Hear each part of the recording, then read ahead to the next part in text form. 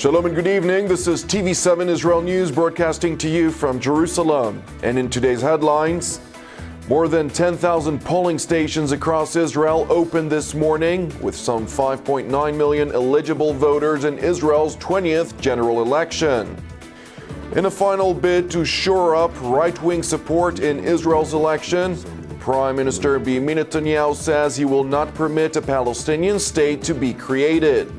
On the Iranian negotiations, the EU foreign policy chief Federica Mogherini says there were still obstacles to overcome in the negotiations with Iran, but that the meetings were constructive with the Islamic Republic's delegation. More than 10,000 polling stations across Israel opened at 7 this morning, with some 5.9 million eligible voters in Israel's 20th general election since the establishment of the Jewish state in 1948. Prime Minister Benjamin Netanyahu cast his vote this morning in Jerusalem, together with his wife and one of his sons. Following the vote, Netanyahu acknowledged in brief remarks that his opponent's lead, Isaac Herzog of the Labour Party, had widened. למנוע את עליית מפלגת השמאל לשלטון, יש רק דבר אחד צריך לעשות, לסגור את הפער בין הליכוד לעבודה ולהצביע מחל.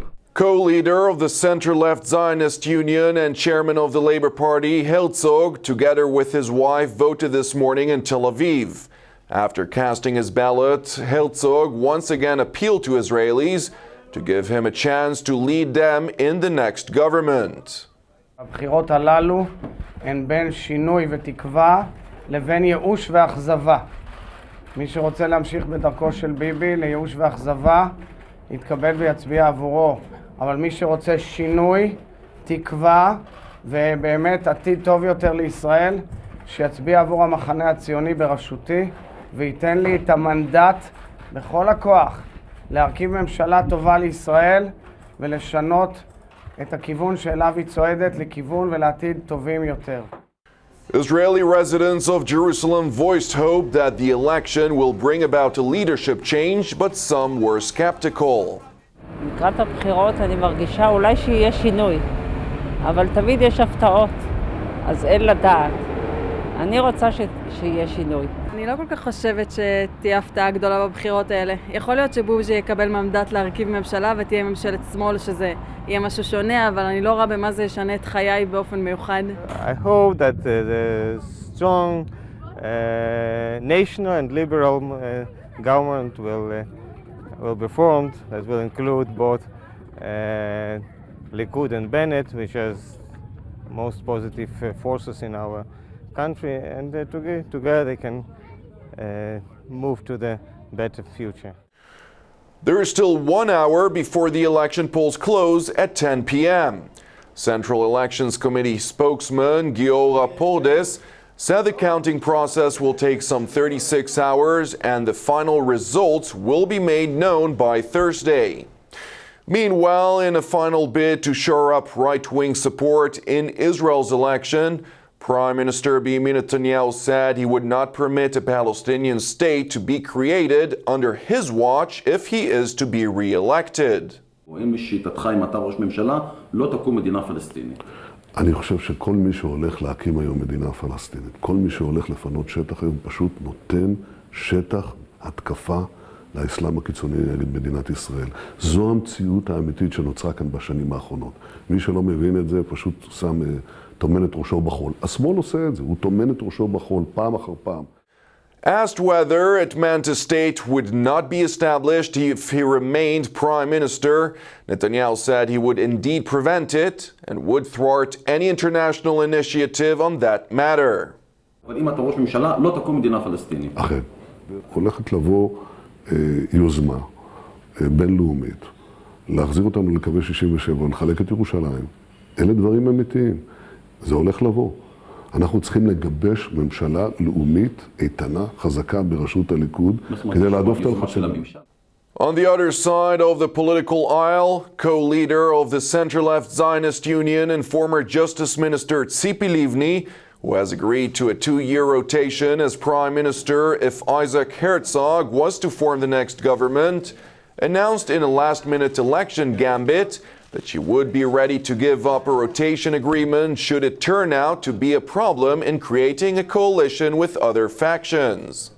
It's the same partnership, the same rotation. I just said the obvious for me, that this would not be an obstacle to form another government and to change Netanyahu's government. After the election results are known, Israel's President Reuven Rivlin will consult with the leaders of every party represented in parliament as to their preference for prime minister, and then choose the legislator who he believes has the best chance of putting together a coalition. The nominee, who does not necessarily have to be the head of the party that won the most votes, has up to 42 days to negotiate with other factions and form a coalition, which is presented to the Knesset for a vote of confidence. If successful, that member becomes the next prime minister. If the attempt to form a government fails, the president will ask another politician to try to form a coalition. Now to the ongoing negotiations with Iran. U.S. Secretary of State John Kerry and his Iranian counterpart, Foreign Minister Mohammad Javad Zarif, resumed nuclear talks in Switzerland. The meeting comes a day after a U.S. official warned that Iran must make tough choices to allay fears about its nuclear aspirations. Kerry and Zarif met for nearly 5 hours of talks yesterday before the Iranian delegation headed to Brussels for meetings with European foreign ministers.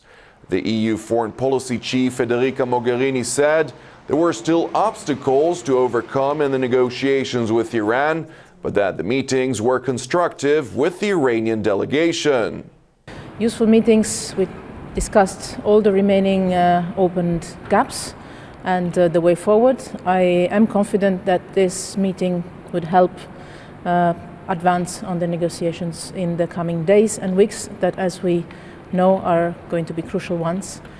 Iranian Foreign Minister Mohammad Javad Zarif called on all sides of the negotiations to keep talking this week to see what could be achieved. مذاکرات بسیار خوبی بود، بحث‌های بسیار خوبی شد، روش‌های حل و فصل موضوعات، حل مسائل باقی مونده با کشورهای اروپایی بررسی شد و کشورهای اروپایی عزم خودشون رو برای حضور فعال و کمک به رسیدن به راه حل اعلام. حتما کشورهای مختلف مواضع خاص خودشون رو دارن، ولی ما با 5+1 به عنوان یک مجموعه مذاکره میکنیم. اگر اختلاف دیدگاه‌هایی هم هست بین خودشونه و باید با یک مجموعه منسجم برای حل مشکل حرکت بکنن و با اراده سیاسی که موضوع حل بشه. The P5+1, which consists out of the 5 permanent members of the UN Security Council, which include the United States, Russia, China, France, and Britain, plus non-permanent member of the UN Security Council, Germany, are trying to reach a political framework agreement with the Islamic Republic of Iran by the end of this month that would curb Tehran's most sensitive nuclear activities for at least 10 years, in exchange for the gradual easing of some sanctions which have crippled its economy. The parties have set a deadline for the 30th of June to finalize all the technical details of that agreement. Western officials, however, say that overcoming disagreements on some of the remaining sticking points would be very difficult. Thank you for watching us. You can also watch us at TV7israelnews.com or at TV7.fi. For any comments, please send your emails to israelnews@tv7.fi. For more updates from Israel and the region, please join our Facebook page at TV7 Israel News. Keep praying for the peace of Israel and the peace of Jerusalem. I'm Jonathan Hassan. Have a Erev Tov. We will see you again tomorrow at the same time.